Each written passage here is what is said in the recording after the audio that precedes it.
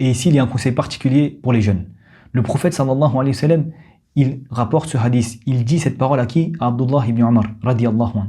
Abdullah ibn Umar a 15 ou 20 ans. Il a entre 15 et 20 ans lorsque le prophète sallallahu alayhi wa sallam lui dit cela. Aujourd'hui, beaucoup de gens disent aux jeunes, profite de ta jeunesse, tu es encore jeune, tu as le temps de te ranger, etc.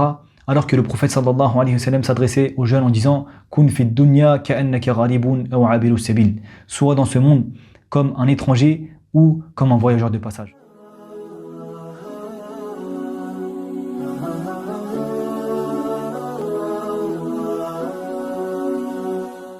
Bismillah, alhamdulillah, wa salatu wa salamu ala rasulillah, wa ala alihi wa sahbihi ajma'in, amma ba'd, assalamu alaykum wa rahmatullahi wa barakatuh.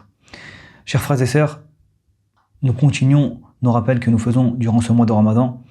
Précédemment, nous avons vu ensemble l'importance de l'adoucissement des cœurs, l'importance de ne pas avoir un cœur qui est dur. Puis ensuite, nous avons vu deux bienfaits qu'Allah Tabaraka wa Ta'ala nous a donnés et qui sont en lien avec l'adoucissement des cœurs, qui sont la santé et le temps libre. Et dans notre précédent rappel, nous avons vu l'importance de connaître la réalité de ce bas monde. Avant d'entamer le hadith que nous allons voir aujourd'hui, il est important de préciser que les savants nous ont indiqué que ce qui est blâmé, ce n'est pas la vie d'ici-bas en elle-même. C'est la mauvaise relation que l'être humain peut avoir avec cette dunya. En effet, la dunya, la vie d'ici-bas, c'est l'endroit où l'on peut gagner l'agrément d'Allah Tabaraka wa Ta'ala. C'est l'endroit où nous faisons nos actes d'adoration en espérant gagner des bonnes actions et l'agrément d'Allah Tabaraka wa Ta'ala. C'est l'endroit où nous aidons la religion d'Allah Azza wa Jal et de son prophète sallallahu alayhi wa sallam. C'est le champ de l'au-delà. La vie d'ici-bas, c'est le champ de l'au-delà. Donc, ce qui est blâmé, ce n'est pas la vie d'ici-bas en elle-même, c'est la mauvaise relation que nous pouvons avoir avec elle. Ce qui est condamné, c'est le fait de placer la vie d'ici-bas au centre de sa vie. C'est le fait d'oublier l'au-delà, c'est le fait de vivre cette vie comme si on allait rester éternellement ici. Et dans ce sens, le prophète sallallahu alayhi wa sallam nous donne un conseil dans un hadith qui est rapporté par Abdullah ibn Umar radiyallahu anhu, qui est fondamental pour connaître la relation que nous devons avoir avec la vie d'ici-bas. Dans ce hadith, le prophète sallallahu alayhi wa sallam nous dit Kun fi dunya ka'annaka gharibun aw abiru sabil. Soit dans ce monde comme un étranger ou comme un voyageur de passage. Et Ibn Umar radiyallahu anhu ajoute lorsque le soir arrive, n'attends pas le matin. Et lorsque le matin arrive, n'attends pas le soir. Profite de ta santé avant la maladie et profite de ta vie avant la mort. Ce hadith et la parole de Abdullah ibn Umar nous explique, nous permet de comprendre la relation que nous devons avoir avec la vie d'ici-bas. Dans ce hadith, le prophète sallallahu alayhi wa sallam a comparé le croyant à un étranger qui vit loin de sa patrie.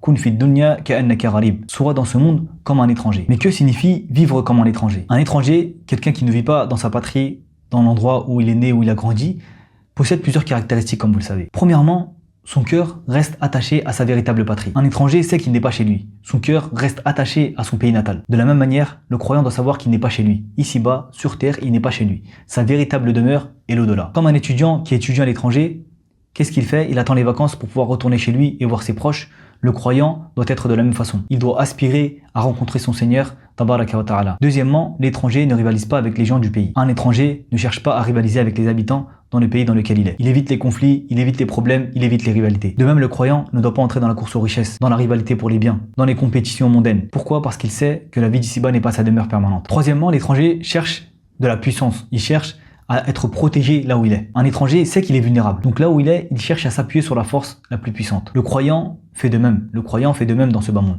Il doit chercher à s'appuyer sur la force la plus puissante sur terre. Quelle est cette force? C'est Allah Tabaraka wa Ta'ala, le Seigneur des mondes. Celui qui s'attache à Allah sera protégé ici-bas et dans l'au-delà. Et celui qui s'attache au bien, à la richesse, aux gens, il sera humilié ici-bas et dans l'au-delà. Kun fi dunya ka'annaka gharibun aw abiru sabil.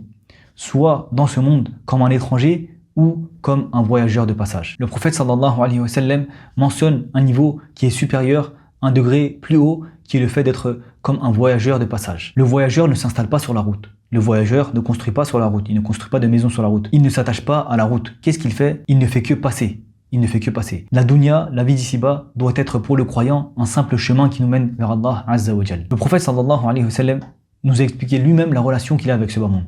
Il nous dit, quel rapport ai-je avec la vie d'ici-bas? Je suis comme un voyageur qui s'est reposé à l'ombre d'un arbre, puis s'est levé et l'a quitté. Cela signifie que la dunya, la vie d'ici-bas, n'est qu'un repos temporaire avant les départs. Il y a une parole qui est attribuée à Isa alayhi salam. Il dit, utilisez ce monde comme un pont. Ne cherchez pas à le construire comme une demeure.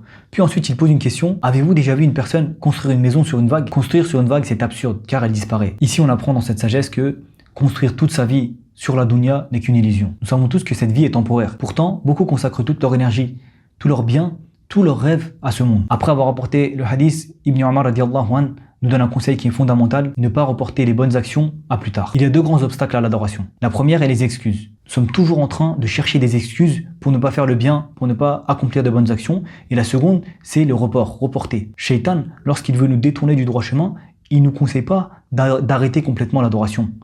Qu'est-ce qu'il fait? Il nous suggère de reporter cela. Nous sommes le matin, on a une bonne occasion de faire une bonne action. Qu'est-ce qu'il fait? Tu as le temps encore, tu as toute la journée. Fais cela le midi, fais cela l'après-midi, fais cela le soir.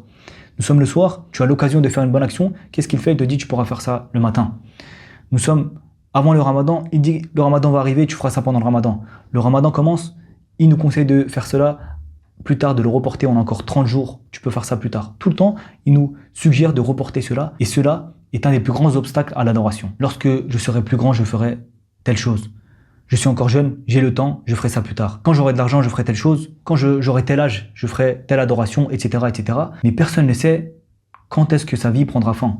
Personne ne sait lorsque la mort va lui arriver. Tout cela, les excuses, le fait de vouloir reporter les bonnes actions, ce sont des pièges de Satan. Il ne faut pas tomber dans ce piège. Lorsque nous avons l'occasion, nous devons accomplir la bonne action directement. Comme nous le conseille Ibn Umar radiallahu anhu dans la suite de ce hadith, il nous dit lorsqu'arrive le soir, n'attends pas le matin. Lorsque arrive le matin, n'attends pas le soir. Profite de ta santé avant la maladie. Profite de ta vie avant la mort. Profite de ta vie avant la mort. Étant donné que personne ne sait lorsqu'il va mourir, nous devons accomplir les bonnes actions au plus vite et ne jamais retarder celles-ci. Et dans le même sens, le prophète sallallahu alayhi wa sallam nous dit profite de 5 choses avant 5 choses. Profite de ta santé avant ta maladie. Profite de ta jeunesse avant ta vieillesse. Profite de ta richesse avant ta pauvreté. Profite de ton temps libre avant ton occupation. Et profite de ta vie avant ta mort. Chaque situation peut changer, c'est pourquoi il faut agir dès maintenant. Et ici, il y a un conseil particulier pour les jeunes. Le prophète sallallahu alayhi wa sallam, il rapporte ce hadith. Il dit cette parole à qui? À Abdullah ibn Umar, radiyallahu anhu. Abdullah ibn Umar a 15 ou 20 ans. Il est entre 15 et 20 ans lorsque le prophète sallallahu alayhi wa sallam lui dit cela. Cela nous montre que ces conseils sont valables en priorité pour les jeunes.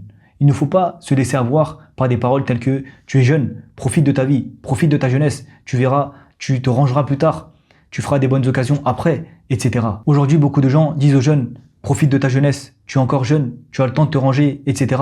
Alors que le prophète sallallahu alayhi wa sallam s'adressait aux jeunes en disant, Kun fi dunya ka'annaka gharibun aw abiru sabil. Sois dans ce monde comme un étranger ou comme un voyageur de passage. De qui allons-nous écouter les conseils? De ceux qui nous disent de profiter de notre vie, de notre jeunesse, etc. Mais en réalité, ils nous conseillent, ils nous enjoignent de commettre des péchés et ensuite nous allons regretter une fois arrivé à un certain âge ou une fois que c'est trop tard, lorsque nous allons passer devant Allah tabaraka wa ta'ala, ou nous allons écouter le conseil du prophète sallallahu alayhi wa sallam qui s'adresse aux jeunes en disant de considérer cette vie comme un étranger ou comme un voyageur de passage. Bien entendu que nous allons écouter le prophète sallallahu alayhi wa sallam. C'est lui notre modèle. C'est lui que nous prenons comme exemple. Si nous nous disons musulmans, croyants, alors notre exemple, celui que nous allons prendre comme exemple, c'est le prophète Muhammad Mustafa sallallahu alayhi wa sallam. Tout autre conseil, toute autre parole, toute autre soi-disant sagesse qui nous sont insufflés par certaines personnes et qui sont en contradiction avec les conseils du prophète sallallahu alayhi wa sallam ne sont pas à prendre en considération. Ce sont des paroles qui sont fausses et que nous devons rejeter. La jeunesse, ce n'est pas une excuse, c'est le meilleur moment pour profiter de notre santé et de notre force pour préparer l'au-delà. Le croyant donc doit vivre dans ce monde comme un étranger ou comme un voyageur de passage. Il utilise la vie d'ici-bas comme un moyen et non pas comme une finalité, et il se prépare constamment à rencontrer son Seigneur, tabaraka wa ta'ala. Qu'Allah tabaraka wa ta'ala fasse que nous puissions être dans cette vie comme des étrangers ou comme des voyageurs de passage et qui nous permettent de profiter de cette vie pour préparer au mieux l'au-delà. Allahumma amin wa akhiru da'wana alhamdulillahi rabbil alamin. Assalamu alaikum wa rahmatullahi wa barakatuh.